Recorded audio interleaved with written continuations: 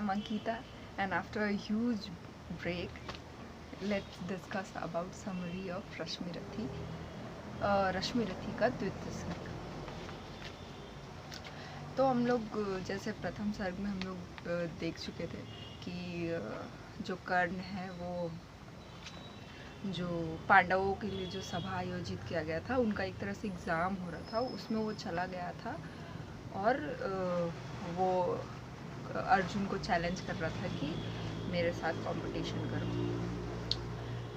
तो फिर भी जो कर्ण है उसको एक गुरु की आवश्यकता थी कि वो अपने जो है जो क्राफ्ट है, जो धनुर्विद्या है, उसमें वो मतलब वो सबसे महान हो, वो सबसे गुणी हो, ए ग्रेड हो उसका, ऐसा वो चाहता था। तो उसके लिए एक गुरु की उसको तो थी आवश्यकता। पर उस दिन के इंसिडेंट्स के बाद क्या हुआ, उसको जो है द्रोणाचार्य के बारे में तो उनको लगा कि अब तो ये नहीं सिखाएंगे क्योंकि ये अब पांडवों की ओर है, तो मेरा चांसेस कम है। तो वो क्या करे, इसके लिए वो फिर शास्त्र प्लस जो भी धनुर्विद्या है, इन सब के ज्ञान के लिए वो चले जाते हैं परशुराम जी के पास और उनकी कुटिया के पास, जो कि उस वक्त रहते थे महेंद्रगिरी पर, संसार से दूर, दुनिया से दूर महेंद्रगिरी पर वे रहते थे। तो जो कर्ण है वो वहाँ चला जाता है। तो जब वो वहाँ पहुँचता है तो और परशुराम जी का ये था, एक शर्त ये था कि वो केवल ब्राह्मणों को ही शिक्षा देते थे। जो ब्राह्मणों के पुत्र होंगे उनके वंशजों को ही, या फिर जो ब्राह्मण हैं उनको ही वो सिखाते थे। तो जब वो कर्ण उनके पास जब जाते हैं तो उनके शरीर में तो पहले से ही कवच और कुंडल वगैरह थे उनके शरीर में। तो वो देख करके परशुराम जी को लगता है कि कर्ण एक ब्राह्मण का ही पुत्र है। पर ये जो उनके मन में वो होती है, शंका होती है, उसको कर्ण भी दूर नहीं करता है, क्योंकि उसको कहीं ना कहीं नहीं, ये सभी को ज्ञात था कि वो ब्राह्मणों को नहीं अगर होगा तो नहीं देंगे शिक्षा। तो वो उस शंका को दूर भी नहीं करता है कि नहीं, मैं शूद्र पुत्र हूँ, ब्राह्मण का पुत्र नहीं हूँ। और इसी शंका में, क्योंकि परशुराम जी को नहीं मालूम है, तो वो कर्ण को शिक्षा देने लगते हैं और उनको बहुत कुछ सिखाते हैं। अपना हर एक ज्ञान जितना उनको पता था वो सब कुछ सिखाते हैं। पर एक दिन क्या होता है कि जो परशुराम जी है वो एक दिन विश्राम कर रहे थे। तो जो कर्ण है वो उनको और सहज करने के लिए, उनको और ताकि उनको आराम करने में तकलीफ़ ना हो, उनको अपनी गोद पे उनका सर रख के ऐसे करके उनको आराम करने का वो सलाह करते हैं। तो परशुराम जी, क्योंकि उनको अपने पुत्र की तरह मानते थे, तो वो वैसा ही करते हैं।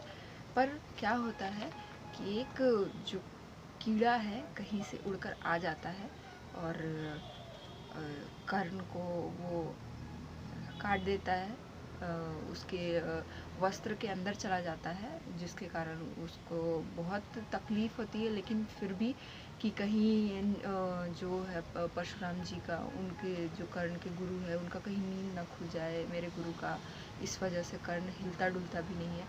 और फिर वो कीड़ा इतना अंदर चला जाता है और वो धीरे धीरे कुतरने लगता है कर्ण के शरीर को, और फिर खून निकलने लगता है, रक्त बहने लगता है। तो फिर उस रक्त के बहाव के कारण जो परशुराम जी की नींद खुल जाती है। तो तब फिर कर्ण जो है शर्मा करके फिर जल्दी से वो जब उठ जाता है परशुराम जी, तो फिर वो हटाता है वो कीड़ा, और वो फिर भी वो नहीं बताना चाहता है। पर फिर परशुराम जी कहते हैं कि ये तुमने क्या किया, तुमने कीड़ा क्यों क्यों नहीं हटाया तुमने पहले से, खून निकल गया है इतना, चोट हो गया है इतना। तो कर्ण जो है वो शर्माता है। तो परशुराम जी को शक होता है कि अगर ये ब्राह्मण पुत्र है तो इस इतना धैर्य तो इसमें नहीं रहता, इतना चोट सहने की इसमें क्षमता नहीं होती, या तो ये क्षत्रिय है या फिर किसी और गोत्र का है। तो उनको शक हो जाता है। तो फिर वो पूछते हैं कर्ण से कि क्या है बताओ मुझे, तो तुम ब्राह्मण हो, ऐसा हो ही नहीं सकता कि कोई ब्राह्मण इतना चोट सहे, इतना दर्द सहे कि उसका रक्त भी निकल रहा है फिर भी वो हिले तक ना। तब फिर जो है कर्ण है वो शर्माते हुए रोते हुए कि मैंने आपसे झूठ कहा, मैंने आपकी शंका को नहीं दूर किया, मुझसे गलती हो गई है, पर मुझे सीखना था, ऐसे करके वो बोलता है। पर फिर भी परशुराम जी बोलते हैं कि मैंने तुम्हें अपने पुत्र की तरह समझा और तुमने मुझसे छल किया है, और इसका तुम्हें तो सज़ा मिलेगी। तो परशुराम जी ना चाहते हुए भी उनको शाप दे देते हैं कि मैंने तुम्हें जो भी ज्ञान दी है, स्पेशली जो है ब्रह्मास्त्र की, वो तुम्हें जब उसको यूज़ करना होगा तुम उसे इस्तेमाल करना भूल जाओगे, उसे तुम्हारा वो ज्ञान काम नहीं आएगा। तो कर्ण इतना टूट जाता है, बोलता है कहता है कि आप मेरा जो है प्राण ही ले लीजिए, ऐसा क्यों आपने शाप दिया।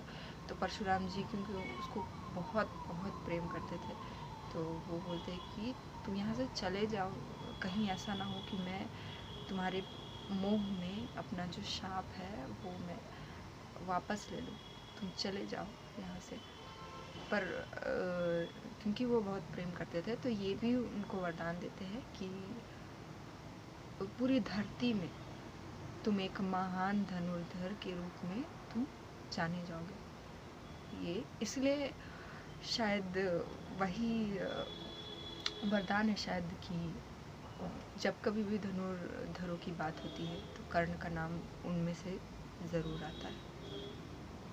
तो इतना ही था द्वितीय सर्ग में, और नेक्स्ट में हम लोग रिसाइट करेंगे, पढ़ेंगे तृतीय सर्ग, और उसके बाद फिर अंत में हम लोग दूसरे वीडियो में हम लोग उसका समरी भी डिस्कस करेंगे।